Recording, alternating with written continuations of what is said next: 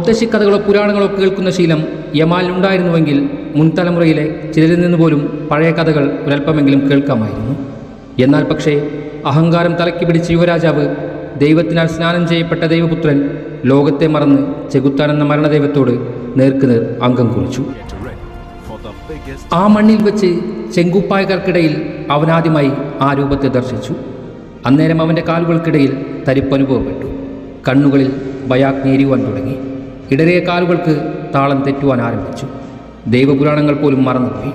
എതിർപ്പാളയങ്ങളിലെ പടയാളികൾ പോലും പ്രഹരം ഏൽപ്പിച്ചുകൊണ്ടേയിരുന്നു. ഒടുക്കം ആ മണ്ണിൽ ആ യുവരക്തം വീണുപോകുന്നു. കണ്ണുകളുടെ റെറ്റിനയിൽ തട്ടി അയാളങ്ങനെ മാറി മറിയുന്നുണ്ട്.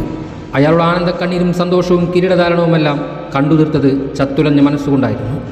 ഒടുവിൽ വേദനയോടെയാണെങ്കിലും അവൻ ആ സത്യത്തെ അംഗീകരിച്ചു. എൻ്റെ 17-ൽ ഞാൻ കാണുന്നതും കണ്ടതും ഒന്നുമല്ല അയാൾ. എൻ്റെ കരിയറിൽ സംഭവിക്കാൻ പോകുന്നതിനെ ഉടനീളം വെല്ലുവിളിക്കുവാൻ പോന്ന ഐതിഹാസിക ജന്മമാണ് അയാൾ. എൻ്റെ ആത്മാവിനെയും ആത്മവിശ്വാസത്തെയും തല്ലിത്തകർത്ത അമാനുഷികനാണ് അയാൾ. ഈ ലോകത്തിൻ്റെ ഗോട്ടും ഗോഡും അയാൾ തന്നെയാണെന്ന് സമ്മതിക്കേണ്ടിയിരിക്കുന്നു. അയാളുടെ ചുടുരക്തത്തിനായി ദാഹിച്ചിരുന്നവർ മ്യൂണിച്ചിലെ ഗാലറിയിൽ തളർന്നിരിക്കുന്നുണ്ട്.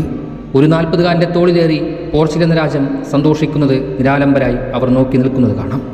കഴിഞ്ഞ ലോകകപ്പിൽ ടീമിൽ നിന്ന് പോലും നേരിടേണ്ടി വന്ന വേദന, അപമാനം ഏതൊരു മനുഷ്യനെയും